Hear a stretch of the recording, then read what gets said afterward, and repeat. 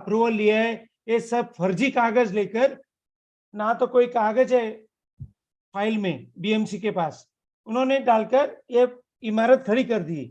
अभी हमें पता है कि वो ऑक्यूपेशन सर्टिफिकेट मिलने के बाद कोई भी कुछ भी करे तो उसको सोसाइटी की परमिशन चाहिए, बगैर परमिशन का कोई कुछ भी कर नहीं सकता।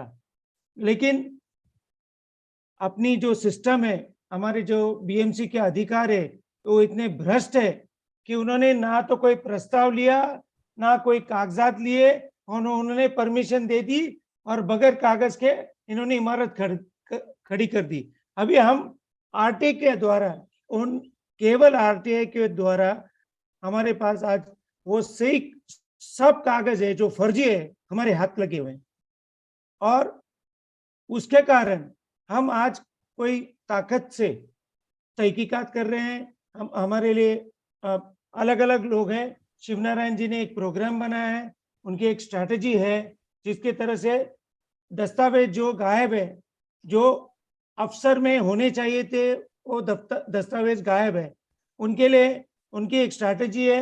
अभी कम से कम 1 महीना के आसपास होने को आया है, उन्होंने कुछ काम किया है और उसका एक असर हुआ है। क्योंकि जब भी हम बीएमसी में जाते हैं तो हमको सब लोग बोलते हैं आ गया खतरा है, क्योंकि हमने जिस तरह से शिवनारायण जी ने जो जो स्ट्रैटेजी के तौर पे जो कागजात भेजे हैं, जो उनको जिस तरह से एक लंबी चौड़ी कहानी बनाई है, केस लॉज बनाए हैं, जो केस लॉज उन्होंने सबको प्रस्ताव के तौर पे सभी सीनियर ऑफिसरों को भेजे हैं। उन्होंने एक नया कार्टून बनाया है उनके नाम पे, मतलब उनको इस तरह से धमकाया कि अगर आप लोग बदतमीजी करें, अगर आप कोई भी काम अगेंस्ट लॉ करें, तो हमारी कानून, अगर कानून कुछ नहीं करता, बीएमसी का कानून कुछ नहीं करता, तो हम खड़े रह के इनकी परीक्षा लें, इनकी क्लास लें। तो उस तरह से मैं देखता हूं कि आरटीआई जो बनाया है, आरटीआई के तौर पे हम बहुत कुछ कर सकते हैं। और अगर ये डेटा प्रोटेक्शन की बात कर रहे हैं तो दरअसल बहुत गलत काम कर रहे हैं, क्योंकि उनको पता है कि वो लोग जो गलत काम कर रहे हैं वो सब पब्लिक के नजर में आता है। आरटीआई के तो उनके सब कागजात मिल जाते हैं और उनको वो सभी लोग पकड़ा जाते हैं। और मैं बीएमसी के एक ने मैं बोलता हूँ 99% लोग सब भ्रष्ट है। मुझे इसमें कोई डर नहीं लगता। इकबाल चाहल हो मुंबई के जो कमिश्नर है, अगर मैं उनके साथ भी सामने बैठ के उनसे बात करूं तो मैं उनके नाम पे भी बोलूंगा कि तुम भ्रष्ट आदमी हो, क्योंकि जिस तरह से काम हो रहा है, कोई भी कागजात का मतलब कोई पालन ही नहीं कर रहे हैं, और they are violating all the possible laws in this state and in this country. उनको किसी का डर नहीं, उनको तो भगवान का भी डर नहीं। जी जी, क्योंकि हम लोग इस तरह से कर रहे हैं, और जिस तरह से अभी शिवनारायण जी जो जो स्ट्रैटेजी हमें बता रहे हैं और जिसका असर हमें दिखने को आता है, क्योंकि मैं ऑफिस जाता हूँ, बीएमसी के हर 2 दिन में एक बार जाता हूँ, तो वो लोग डर के मारे बात ही नहीं करते मुझसे। तो मतलब इनके कई फायदे, और डेटा प्रोटेक्शन में हमको जितनी ताकत है सब लोगों को मिलके अपना हमें लड़ना है। ये सब डेटा प्रोटेक्शन वाली जो बात कर रहे हैं वो हमें कोई भी हालत में बंद करनी है, क्योंकि आरटीआई हमारा एक हथियार है और ये हथियार हमारे हाथ से गवर्नमेंट छीन नहीं सकता। थैंक यू जी, ठीक, धन्यवाद जी मेलविन जी। देखिए, इनका जो मेलविन जी का मामला था, हमें एक चीज को, आरटीआई से आप पेपर मांग सकते हो, पेपर नहीं मिलेंगे तो बॉम्बे हाई कोर्ट का सीधे सीधे जजमेंट है। अगर वो पेपर वहां था, वो नहीं है, तो इसका मतलब साफ साफ है वहां भ्रष्टाचार है, उसके ऊपर एफआईआर होनी चाहिए। और यही चीज यहाँ पर मेलविन जी के मामले में है। जो पेपर मांगे गए, पहली बात तो पेपर मिले नहीं, आरटीआई के मार्फत जो पेपर मिले, लेकिन वो पेपर पूरे नहीं मिले, मगर वहां से कुछ जानकारी मिली कि ये पेपर होने चाहिए वहां पर, यानी वो जो पेपर होने चाहिए वो पेपर नहीं मिले। तो वो होने चाहिए थे तो कहां गए? तो उस बेस पर लेकर के हम चल रहे हैं कि ये पेपर यहाँ पर अगर नहीं है तो बॉम्बे हाई कोर्ट का सीधे सीधे जजमेंट है कि आप इसके ऊपर उन अधिकारियों के ऊपर एफआईआर करेंगे जिन्होंने ये पेपर या जिनकी उपस्थिति में, जिनकी मौजूदगी में ये पेपर गायब हुए हैं। और हम उसी को बेस को लेकर चल रहे हैं, इसलिए हम इनके ऊपर चिल्ला रहे हैं। और दूसरा, ये जो हमारी मीटिंग होने के बाद शैलेश गांधी के साथ मीटिंग होगी, उसके बाद हमारा जो तीसरा स्टेप होगा, वो तीसरा स्टेप यही होगा कि हम एक एक अधिकारी को सीधे नाम के साथ टारगेट करेंगे और टारगेट करके उसका हम एक कहते हैं ज्ञापन किसके पास, क्योंकि देखिए हम सबको जितना भी हम लोग, मैंने जैसे बोला कि मीडिया जो है वो भी हमारे बल पर चल रही है। मीडिया को जो अखबार मिलता है, पेपर मिलता है ना, न्यूज प्रिंट करने के लिए, वो हमारे पैसों से मिलता है।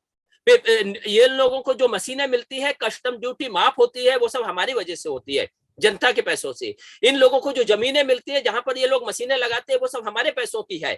और इसके लिए इनको ये सब चीज दी जाती है कि 75% जनता की बातें वहां पर रखें और जो सरकार और जो हो रहा है गलत उसको ओपन करे, उसका खुलासा करे।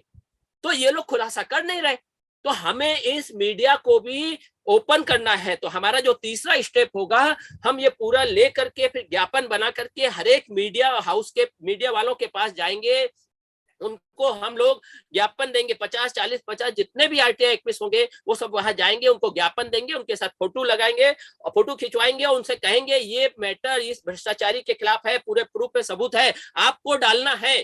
ये बॉम्बे हाईकोर्ट का रूल्स है कि कहते उसके ऊपर एफआईआर होना है, तो एफआईआर का ये सब मैटर आप डालो। अभी हम लोग, हमारे को एक अपने 2019 में इलीगल अरेस्ट कर लिया, अरेस्ट किया रात के 2 बजे, फिर हम लड़ गए तो अभी ह्यूमन राइट्स ने हमारे को कंपनसेशन दिया 25,000 का। इसकी रिपोर्ट इन लोगों ने, किसी भी मीडिया वाले ने नहीं डाली, टाइम्स ऑफ इंडिया ने डाली, उसमें हमारा नाम नहीं डाला।